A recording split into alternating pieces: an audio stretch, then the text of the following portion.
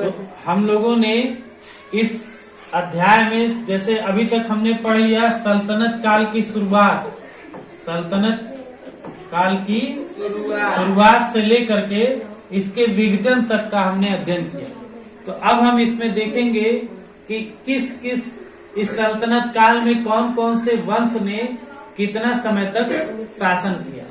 तो सबसे पहले आपने देखा इस सल्तनत काल में सबसे पहले कौन सा वंश आया है? गुलाम वंश के बाद खिलजी वंश, खिलजी वंश के बाद उसके बाद सैयद वंश, सैयद वंश के बाद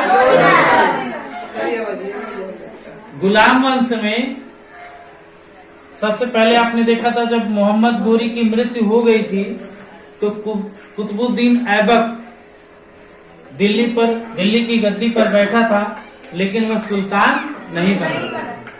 सुल्तान की उपाधि किसने धारण की थी? इल्तुतमिश ने। तो दिल्ली सल्तनत का वास्तविक संस्थापक किसको माना जाता है? इल्तुतमिश को। अब देखिए आप यहाँ देखिए गुलाम वंश की स्थापना कुतुबुद्दीन ऐबक ने की थी 1206 ईस्वी में, और 1206 से लेकर के इल्तुतमिश, कुतुबुद्दीन ऐबक के बाद इल्तुतमिश आए, इल्तुतमिश के बाद रजिया सुल्तान, रजिया सुल्तान नसीरुद्दीन महमूद, और उसके बाद बलबन। तो यहाँ तक ये गुलाम वंश चला तो कितना वर्ष तक चल चुका? 1206 से 1290। अगर 1290 में से हम 1206 को घटाते हैं तो लगभग 84 वर्ष तक गुलाम वंश का शासन रहा। गुलाम वंश का पतन हुआ। बलबन के बाद खिज्र खान, ये जलालुद्दीन फिरोज खिलजी ने खिलजी वंश की स्थापना की, और 1290 से लेकर के 1320 तक ये चला। कितने वर्ष तक यह चला? 30 वर्ष तक। इसके बाद तुगलक वंश आए। गयासुद्दीन तुगलक ने तुगलक वंश की स्थापना की, और यह तुगलक वंश 1320 से लेकर के 1412 ईस्वी तक चला। तो 1412 में से 1320 घटा देंगे, कितना वर्ष आया? 12 वर्ष।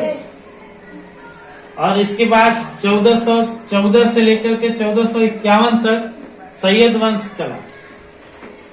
कितना वर्ष चला ये? 37 साल। ठीक है। और 1451 से 1526 ईस्वी तक लोधी वंश चला।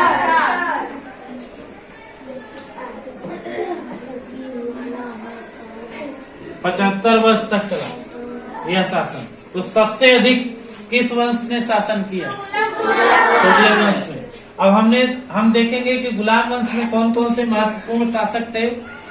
तो सबसे पहले जिसने उसकी स्थापना की कुतुबुद्दीन ऐबक। कुतुबुद्दीन ऐबक ने कुव्वतुल इस्लाम मस्जिद बनाया, 2.5 दिन का झोपड़ा बनवाया, और कुतुब मीनार की इल्तुतमिश ने। यहाँ पर एक प्रश्न आता है, लाख बख्श किसे कहा जाता है? तो किसे कहा जाता है? कुतुबुद्दीन ऐबक को। लाख बख्श कुतुबुद्दीन ऐबक को कहा जाता है। इसके बाद इल्तुतमिश आए, इन्होंने चांदी का टंका और तांबे का जीतल तलवार बनाया।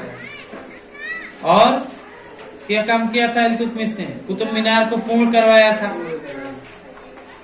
ठीक है।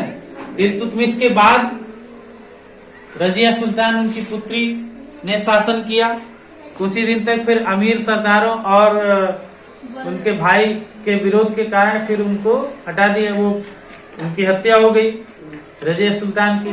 तो कौन बना? नसीरुद्दीन महमूद। तो बस ये ऐसे कुछ नाम हमको याद रखने हैं हर वंश से जो इम्पोर्टेंट हो, जिन पर सवाल आता है। ठीक है। बलबन उसके बाद आए, बलबन पर भी सवाल आता है। सिजदा और पैबोस नामक प्रथा उन्होंने चलाया। इसके बाद आए खिलजी वंश। खिलजी वंश में अलाउद्दीन खिलजी इम्पोर्टेंट है। जलालुद्दीन फिरोज खिलजी ने स्थापना किया था, और अलाउद्दीन खिलजी ने हुलिया और दाग प्रथा अपनाई थी। इसके बाद तुगलक वंश में गयासुद्दीन तुगलक ने इसका स्थापना किया था। सैयद वंश का खिज्र खान ने। लोधी वंश में याद रखना है कि बहलोल लोधी ने स्थापना किया था, और सिकंदर लोधी ने कुछ यहाँ के ग्रंथों का फारसी भाषा में अनुवाद करा था, जैसे फरहंगे सिकंदरी आयुर्वेदिक ग्रंथ था, और गज सिकंदरी इन्होंने भूमि को नापने के लिए बनवाया था। और दिल्ली की राजधानी को हटा के नए नगर की स्थापना किया था आगरा में। और उसके बाद इनके बाद आए इब्राहिम लोदी। इब्राहिम लोदी के साथ बाबर का युद्ध हुआ था 1526 में। वहीं पर बाबर जीत गया और सल्तनत काल का अंत हो गया। ठीक है, तो इस तरह से हम इस समय रेखा के द्वारा पूरे सल्तनत काल का जो है हम अध्ययन कर सकते हैं, एक रूपरेखा इसका बना सकते हैं।